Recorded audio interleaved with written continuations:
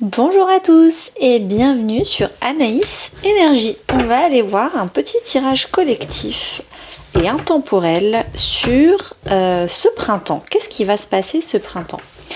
Alors, à chaque fois, je vais tirer des cartes de 2 oracles, Mission de vie et Chakra du cœur, ainsi que mon tarot, le tarot Lumen.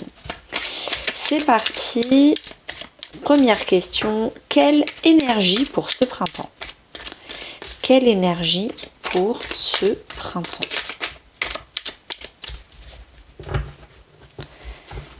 Alors, le 2 de bâton, le choix de la nouveauté ou alors le choix de la zone de confort, l'ancien ou le nouveau, le confort ou l'évolution.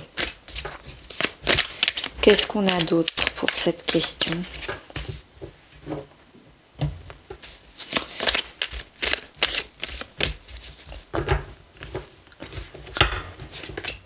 Le choix, c'est un truc de fou. Encore le choix. Donc je pense que vraiment on a des choix à faire. Est-ce que il faudrait vraiment pas se mettre un coup de pied aux fesses pour faire de nouveaux choix? Enfin vraiment. Peut-être que le printemps d'avant, il y a un an, on nous avait demandé de faire un choix et on a vraiment choisi la sécurité, de pas faire trop de vagues, etc. Et là, un an après, on nous représente encore ce même choix en disant, tu vois, il y a un an, tu as choisi la sécurité, il s'est pas passé grand-chose. Là, on te resserre sur un plateau lequel choix tu veux. On espère que tu vas enfin prendre le choix du risque, mais le choix de se choisir soi, le choix de se faire plaisir, le choix d'essayer, le choix de sortir de sa zone de confort. Le poids de la famille. Alors, clairement, on nous dit là, pour ce printemps, il faut arrêter de culpabiliser.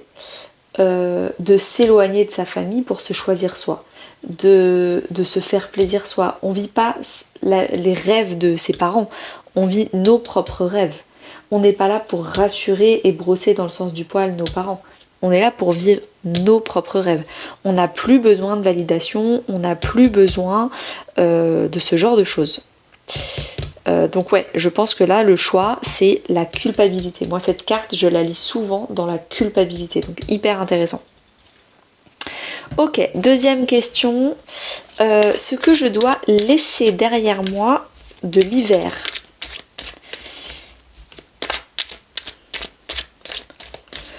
Qu'est-ce que je dois laisser derrière moi de l'hiver ?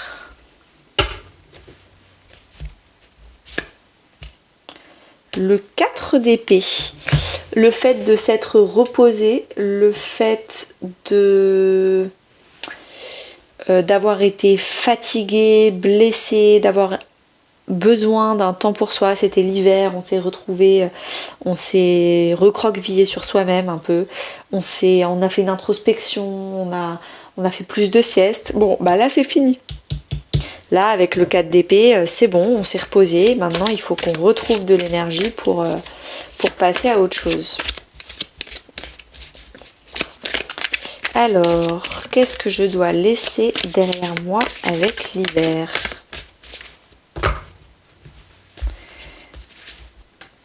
L'indépendance, l'organisation. Là,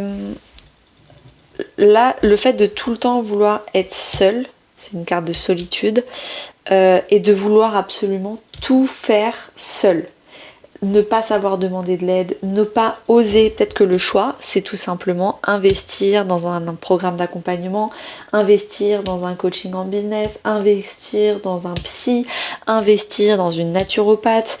Je sais pas ce que c'est, mais c'est le fait, là cet hiver, il faut arrêter de vouloir faire absolument tout seul. Faites-vous accompagner, faites-vous coacher, prenez le risque de faire un investissement de temps et d'argent pour vous faire accompagner.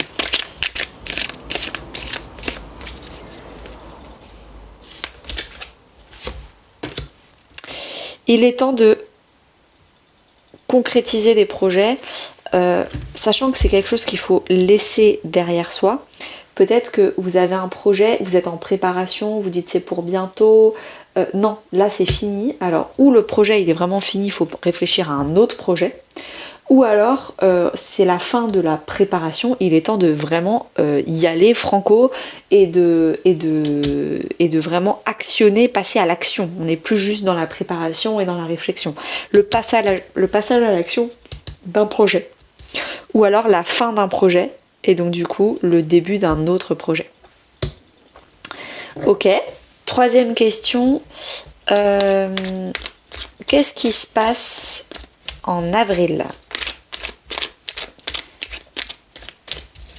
Alors, le conseil pour avril. La reine d'épée. En avril, il faut vraiment prendre son agenda, avoir une big picture, une vue d'ensemble, et avec son agenda, de placer des échelons, de mettre des dates, d'être beaucoup plus organisé, beaucoup plus rigoureux. Il faut vraiment être droite. En tout cas, c'est le conseil qu'on nous demande. On nous demande de nous organiser, de voir les choses dans leur ensemble et d'être bien structuré. Qu'est-ce qu'on nous dit d'autre pour avril? Se remettre en question, ne pas hésiter à se remettre en question. Eh ben, ça fait typiquement partie des conseils du coaching. Moi, les gens que j'accompagne en coaching, c'est des gens qui ont déjà fait du développement personnel, certains beaucoup, mais c'est des gens qui veulent un regard extérieur, parce que soi-même, on n'est pas objectif avec soi-même.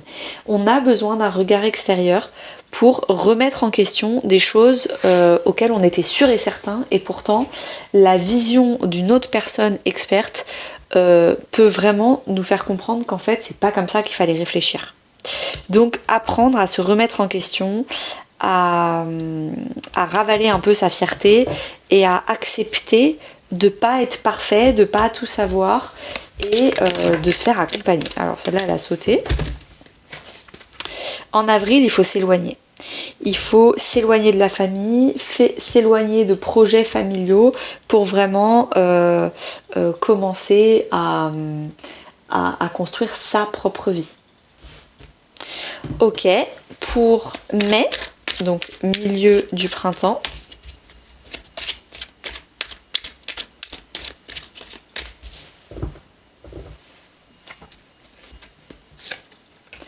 Cavalier d'épée. Donc pour mai, on nous dit qu'il va y avoir des... Enfin en tout cas on nous conseille d'avoir des communications, de faire des choses sur internet, sur les réseaux sociaux, sur WhatsApp. Si vous vous éloignez de votre famille, de vos parents, vos frères et sœurs, n'hésitez pas à quand même continuer à avoir un contact, on va dire, par message avec eux. Mais juste, si vous voulez vivre à l'autre bout du monde, faites-le. En tout cas, mais la communication, on nous dit vraiment de travailler sur de la communication. Que ce soit par message, sur les réseaux sociaux, avec des gens qu'on connaît ou pas. L'ange terrestre, le libre arbitre. On nous dit avec l'ange terrestre qu'il y a quelqu'un qui va enfin prendre soin de vous. Alors, je sais pas si c'est le fait du coup de se faire aider, le fait le choix de faire un accompagnement, on va dire par un professionnel, ou peut-être quelqu'un autour de vous, une meilleure amie, votre conjoint, quelqu'un qui va vraiment être votre ange gardien et qui va prendre soin de vous, qui va avoir ce regard extérieur pour vous aider à vous remettre en question, mais ça va vraiment être soutenant.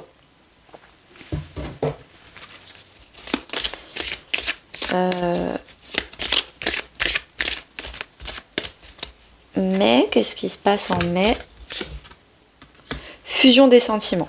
Vous allez vraiment adorer où est-ce que vous êtes, avec qui vous êtes, et vous allez vraiment renforcer votre choix d'être parti, de ne plus culpabiliser et de vous choisir vous. Vous allez voir que vous allez vous retrouver. La fusion, c'est le fait de se retrouver soi-même. Ok, fin du printemps en juin.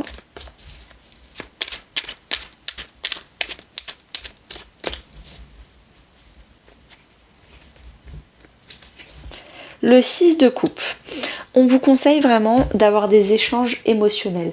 arrêtez d'essayer d'aller voir des gens parce que c'est utile pour votre business ou pour vos réseaux sociaux ou pour votre famille, ou vous allez parler avec tel ami pour qu'ensuite il vous rende un service. Non, essayez d'avoir, dans le 6 en numérologie, c'est la réciprocité, c'est donnant-donnant.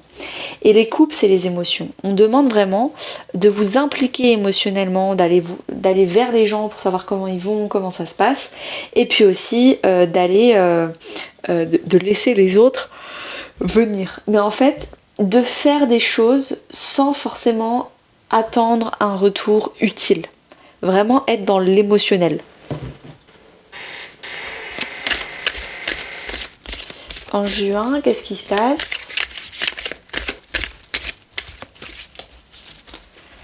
En juin, on a action dispersée. On vous conseille en juin de vous recentrer sur vous-même. De vous recentrer, faire de l'écriture. Peut-être écrire vos besoins, vos envies au fur et à mesure. Écrire dans votre agenda digital vraiment des petits conseils tous les jours pour bien vous recentrer. Mais en tout cas, quand on a cette carte, c'est qu'on a souvent le syndrome du sauveur avec la blessure d'abandon, où on passe son temps à vouloir s'occuper des autres, aider les autres, les conseiller. Et là, on vous dit non. Tu te conseilles toi-même, tu te fais aider toi-même par un coach ou quelqu'un. Là, la carte, le conseil, c'est sois égoïste. Et c'est quelque chose de positif. Arrête de t'occuper des autres.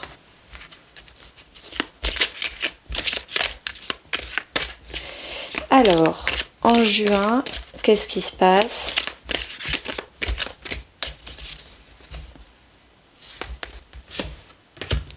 Rupture. On dit vraiment qu'en juin, il va falloir rompre avec une dynamique, une façon de penser, peut-être même une personne ou un lieu géographique. Mais en juin, c'est la fin d'un deuil. On commençait avec le fait de culpabiliser, il fallait s'éloigner, etc. C'est un processus qui va durer 3 mois. Mais la rupture, donc je ne sais pas si c'est avec la famille, avec la culpabilité ou avec la façon de penser, mais en tout cas, ça va définitivement s'acter, cette rupture, en juin. En juin, je pense que ça va pas être une surprise pour vous, ça va juste être officiel, entre guillemets. Là, j'annonce rien de grave, c'est quelque chose que vous allez progressivement, on va dire, digérer tout le printemps, et à la fin du printemps, ça va être officiellement acté, tout le monde va le savoir, donc je sais pas encore si c'est une relation, si c'est géographique, si c'est un boulot, si c'est juste une façon de penser, mais en tout cas, ça va enfin se voir en juin. Alors là, on va y aller sur la vie intérieure. Qu'est-ce qui va se passer tout au printemps, avril, mai, juin, tout le long du printemps? Qu'est-ce qui va se passer dans votre vie intérieure? Et puis surtout, moi ce qui m'intéresse, c'est le conseil.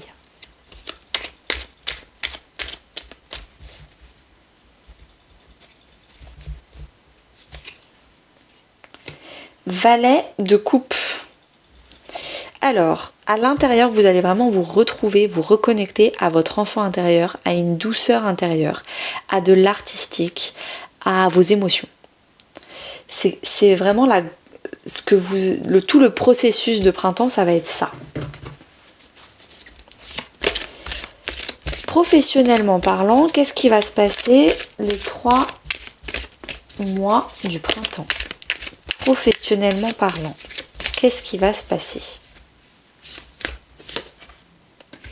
Il y a vraiment une transformation de votre projet, peut-être une reconversion professionnelle, peut-être un lâcher-prise sur le fait de vouloir tout contrôler, de vouloir tout le temps être la première de la classe dans votre entreprise, ce genre de choses. Il y a un lâcher-prise, une transformation intérieure et donc qui va se voir aussi à l'extérieur.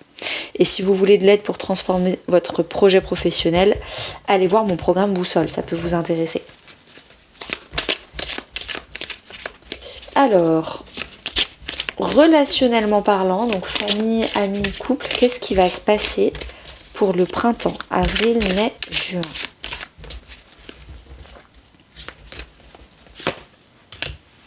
Il va y avoir un déblocage matériel et financier. Et c'est marrant que vous l'ayez dans votre vie perso, mais peut-être que c'est un peu le 6 de coupe de tout à l'heure. Comme financièrement ça va aller beaucoup mieux au printemps, Du coup, les relations que vous avez autour de vous, elles sont plus intéressées ou stressées par le financier ou l'argent. Ça va vraiment vous profiter des gens parce qu'en fait, financièrement et matériellement parlant, tout va bien. Donc par rapport aux gens, il y a juste besoin de profiter des gens. Mais c'est très très beau, c'est 3 très beaux messages. Là, j'ai bien envie d'aller voir qu'est-ce qui va bloquer ce printemps. Ça va être quoi votre défi du printemps?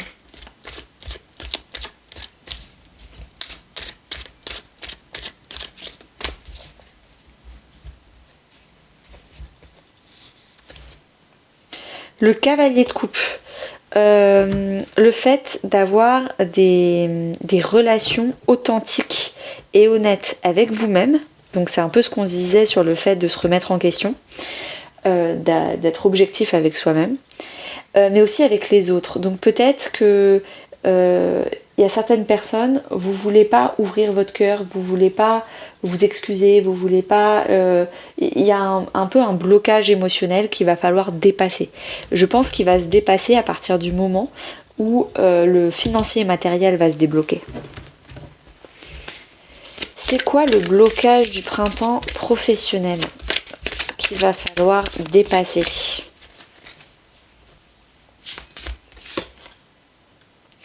Ça va être les efforts. Il va falloir lutter pour son projet, pour ses idées, pour ses envies. D'ailleurs, c'est marrant, il y a juin. Mais moi, en anglais, il y a un mot qui vient, c'est consistency. C'est la régularité. Ne rien lâcher. La motivation, c'est quand on donne tout au début et qu'il n'y a plus rien à la fin. La régularité, c'est quand il y a un peu tous les jours.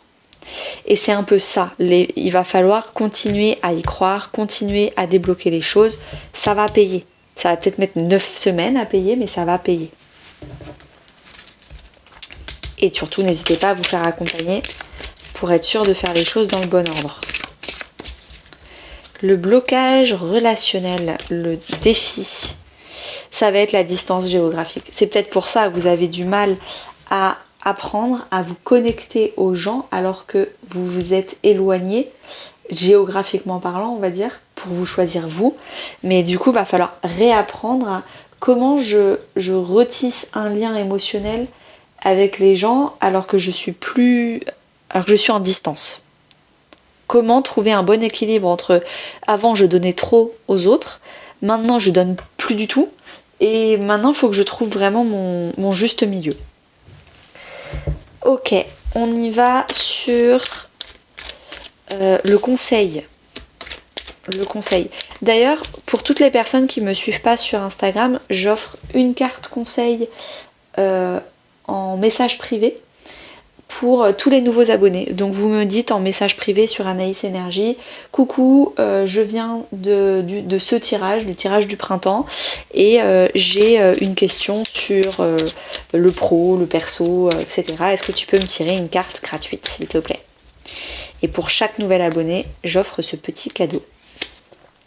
Le conseil, c'est l'as d'épée. Travailler son mindset, travailler son état d'esprit, travailler, c'est un peu ce que je disais là, sa façon de penser. Parce que je pense que tout part ce printemps vraiment de comment vous allez réfléchir aux choses. Comment je fais pour garder ma distance, mais quand même rester connecté aux gens que j'aime. Comment je fais pour garder de la régularité dans les efforts que je fais dans ma vie professionnelle. Comment je fais pour m'organiser. Comment je fais pour me faire accompagner avec les cartes d'avant, pour me recentrer avec action dispersée. Comment je fais, etc., etc. Et ça, tout part de l'intérieur. Il faut apprendre à reconditionner son cerveau de façon structurée, méthodique et positive. Le conseil pour ce printemps professionnellement parlant, le fait de voir plus grand. Arrêtez de voir petit, arrêtez d'essayer de cranter le minimum syndical. Il va vraiment falloir essayer de voir plus grand.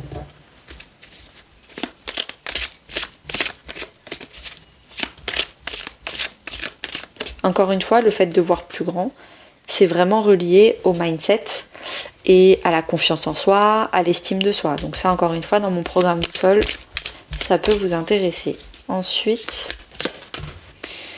tu connais déjà ton âme sœur. Vous connaissez déjà les bonnes personnes pour vous, les personnes qui vous tirent vers le haut, les personnes qui, quand on parle par WhatsApp, même si on est à 10 000 km de la planète, c'est des personnes avec qui c'est simple de prendre contact. Même si on se parle pas pendant 4 mois, quand on se parle, c'est comme si on s'était jamais quitté. C'est des personnes qui vont jamais vous juger, qui vont toujours vous soutenir, avec qui vous n'avez pas peur de partager vos échecs pour montrer votre vulnérabilité, ou vos réussites. Vous n'avez pas peur que ces personnes-là soient jalouses de vous. C'est vraiment, vous connaissez déjà les personnes qui sont bien pour vous et qui vous tirent vers le haut. Et ça, c'est important. On va clôturer avec des derniers messages sur c'est quoi la grande leçon du printemps, ou parfois même les grandes surprises qui vont arriver à vous pour ce printemps.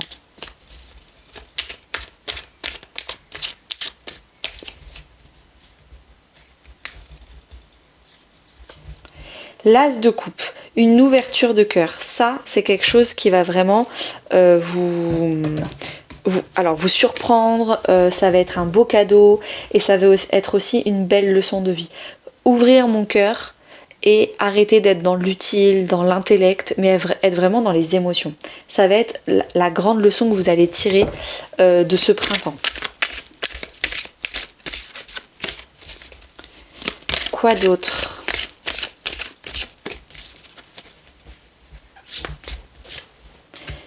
Bah alors là, des opportunités professionnelles.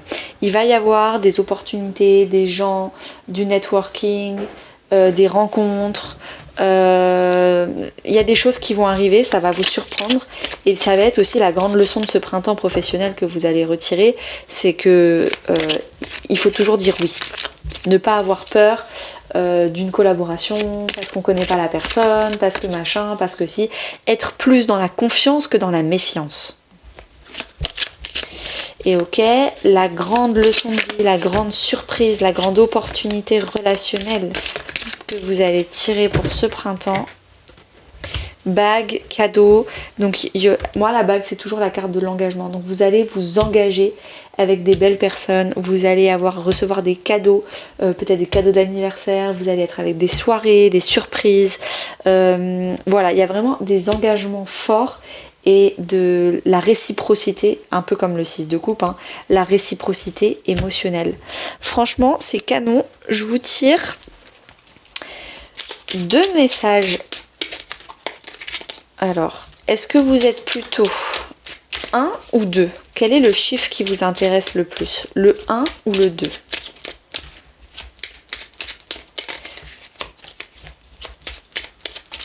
Alors, ceux qui ont choisi le 1, vous avez comme carte « Aie confiance en toi, n'attends pas l'assentiment des autres, sois centré sur ce qui est juste pour toi et aie confiance en ta sagesse intérieure. » C'est vraiment ça, il va falloir couper avec l'assentiment des autres, c'est-à-dire votre famille, parce qu'on l'avait là. Hein. Il faut arrêter de rechercher la validation d'autrui, vous avez votre propre validation. Ceux qui ont choisi le numéro 2, réjouis-toi de ce qui se termine. Les vieilles constructions physiques, relationnelles et de pensée sont appelées à disparaître, permettant ainsi la renaissance, lâcher prise et accepte les transformations. Eh ben, il nous attend plein de choses pour ce printemps. Je suis très contente pour nous tous. N'hésitez pas à me demander la petite carte conseil sur Instagram. Si vous avez d'autres questions, n'hésitez pas. Et à très bientôt!